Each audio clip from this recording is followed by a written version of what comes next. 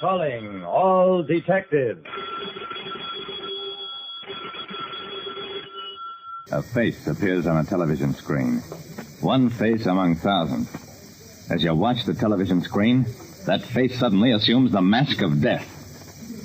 That is the situation on this page from my casebook. The casebook of Jerry Browning, private detective. A private detective like me, Jerry Browning, learns to be a close observer, even of things happening 20 miles away. When I'm very busy, I generally grab a bite to eat at whatever place is handiest, which generally turns out to be a bar and grill. These days, one thing that every bar and grill seems to have is... And here they come out for the third round. The bruiser looks weak. Look at him swaying there. Yeah? Television. That evening, I was watching what looked like a one-sided massacre with the bruiser on the receiving end. At the end of that round, the camera swung around on the fans at ringside. Right in front, there was a heavy-set, red-faced character who promptly made faces at the camera and waggled his fingers. I saw him only for a moment because the camera returned to the ring. 1 minute later, the bruiser suddenly came back to life and knocked his opponent kicking. The next night, in another bar and grill, I watched some harness races coming from a different station. Between races, the camera picked up the crowd. And there, right in front, was the same red-faced character, still making faces and waggling his fingers. But as I watched, his eyes glazed over and his mouth sagged open. In that moment, I was seeing a man who had been shot to death at a track 20 miles away. 2 nights running, I saw the picture of a man mugging into a television camera. And on the second night, for a brief instant, I saw death slip over his face.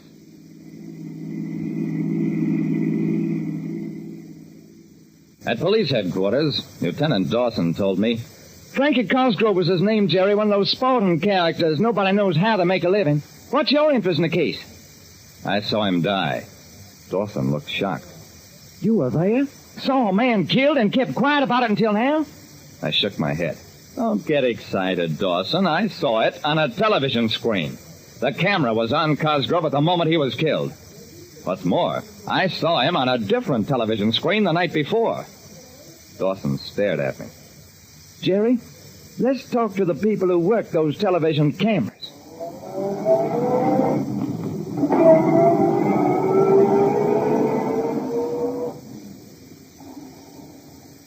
We talked to the television cameramen and to other people higher up who ran the television stations. Mr. Browning, some people are inveterate show-offs. When they see a camera turned on them, they act for it. Remarkable coincidence that this murdered man got his face into the picture on 2 successive evenings, but believe me, only a coincidence.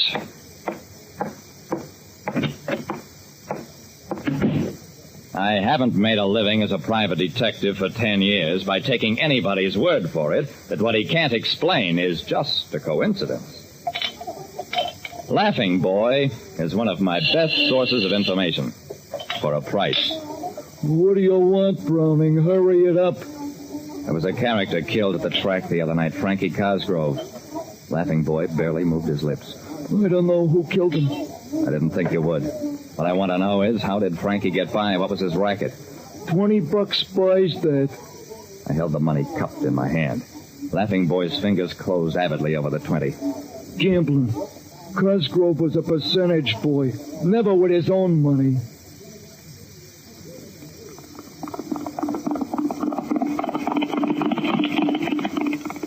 At 6:30 in the morning, clocking horses as they worked out around the track, Sad Sam Soper looked even sadder than usual. What a life, Jerry, what a life. Sam, as a handicapper, I thought you'd know most of the sporting characters around. I'm looking for a line on a small-time gambler, Frankie Cosgrove. Made his living betting other people's money. Sad Sam's eyes were remote as he gazed across the track.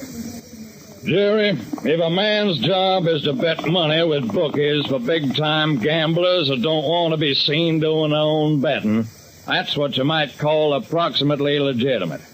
But if he figures out an angle on how to give the boys he's working for an extra point or two, then you understand, the bookies might get very, very annoyed with him. And the biggest bookie in town is Joe Peckham.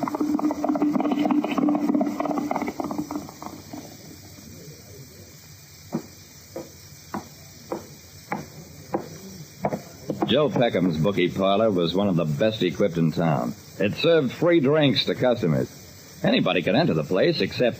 You're a private dick, Browning. Keep out. There was plenty of steam behind my wallet, but it didn't even rock the muscle man at the door. And he didn't raise a hand to return the blow. I said, I'll just keep slugging until you lose your temper. We stage a battle royal and the cops show up. Or you let me in. The muscle man smiled thinly. Come on in.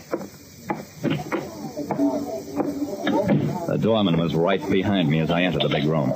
When he saw us, Joe Peckham walked out of the cashier's booth. This sham is slugged this way in. Peckham nodded, whispered, This way, Browning.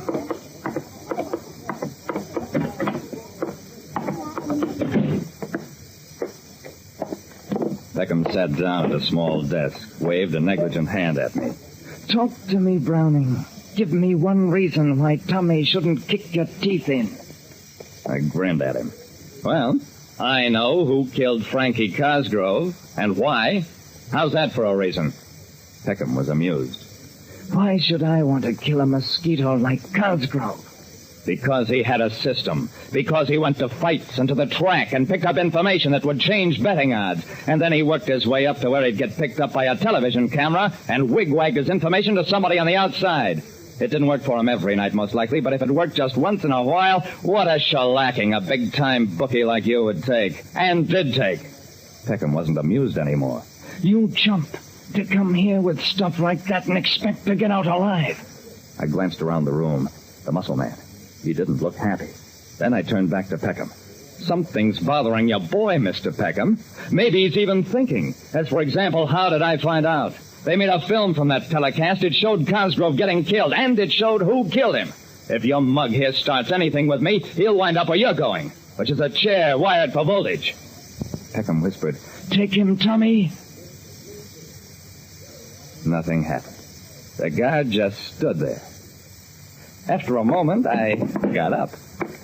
Come on, Peckham. Let's go.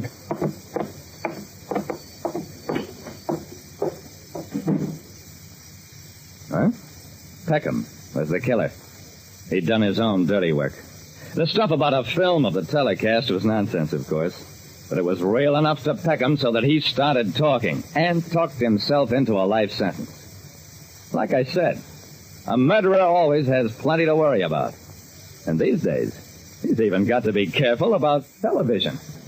Listen next time to Calling All Detectives, mystery drama, mystery quiz, and a chance for you to match wits with yours truly, Jerry Browning, private detective.